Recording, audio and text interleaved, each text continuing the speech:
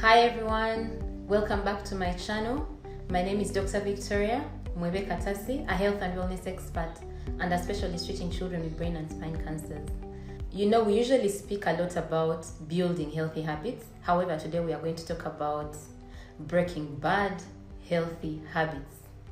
So join me in a few as we delve into this topic, and in the meantime, feel free to like, to subscribe if you haven't yet, and to share if you feel what you're going to listen to is useful.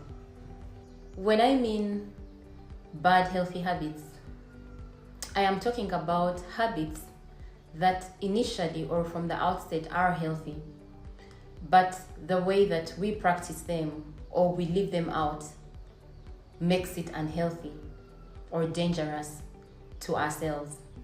So for example, if we talk about working out, I am somebody who loves to work out, take a walk or a run, but also lift weights. Ideally, you cannot lift weights 7 days a week. It's not a healthy way to do it. Your body needs time for what we call recovery.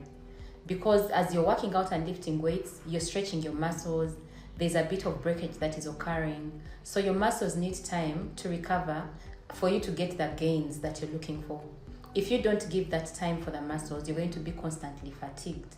And this becomes dangerous for you. You may even get into accidents as you try to lift more in the state of fatigue. So overworking out becomes a bad, healthy habit. Then talk about hydration. So we talk about the fact that water is life and it's important to keep yourself hydrated. We've said an adult needs about 2 liters of water a day, okay? However, there are instances where then people do what we call overhydration and someone drinks excessively more than what they actually need.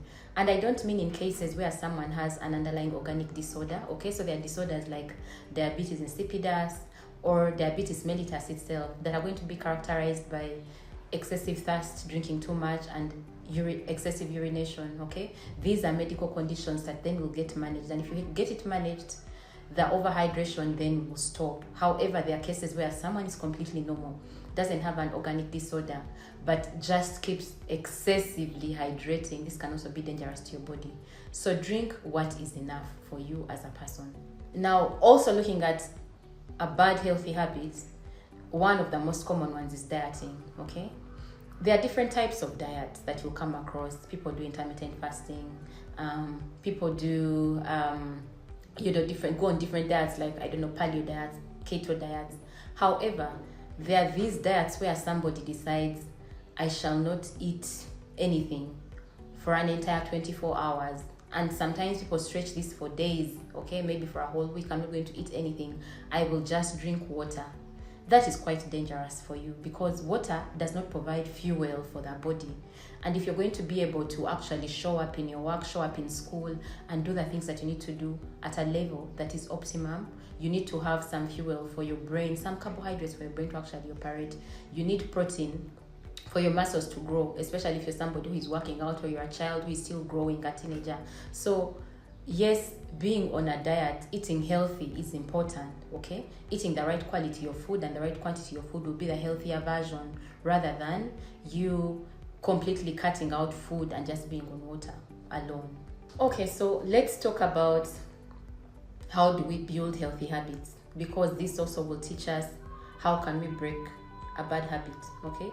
So the cycle of breaking a habit, okay, includes, first of all, response to a trigger. So there is a cue, okay? Something triggers you. So let me say if you're bored, your response to being bored could be reaching out for something to eat, snacking, okay? And whatever is in your presence is what you're going to snack on. So if what you keep at home is unhealthy snacks, or even if you don't have the unhealthy snacks at home, you may end up just ordering online and someone brings you chips, pizza, ice cream, whatever at home because you're bored, okay?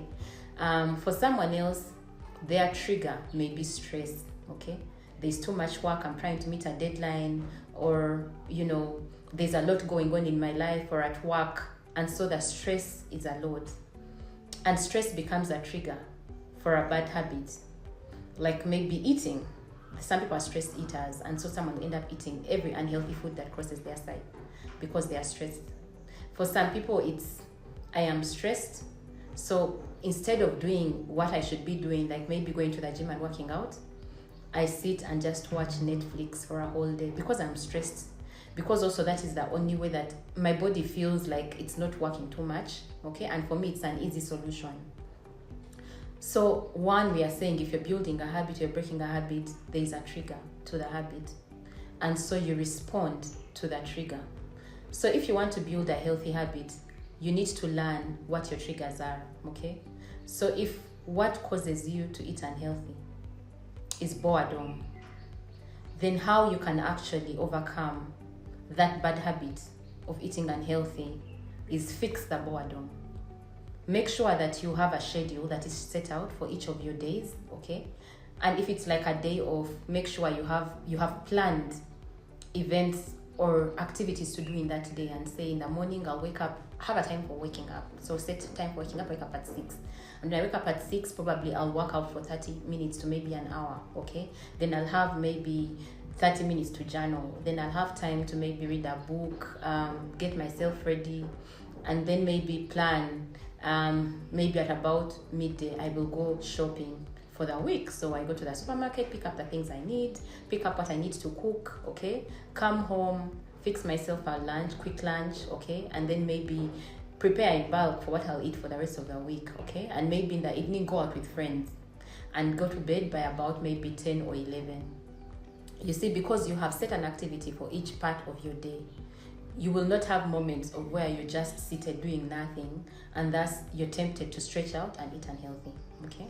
If your trigger is stress, know when you're feeling stressed, know what causes you stress. So maybe if it is towards the end of the month, we have to hand in reports, I get stressed, okay? So what can you do early? So pace yourself during the month. Instead of waiting for the end of the month to actually do what you need to do, the reports, start on them early. So that at the end of the month, you're able to manage the stress because you can manage your workload.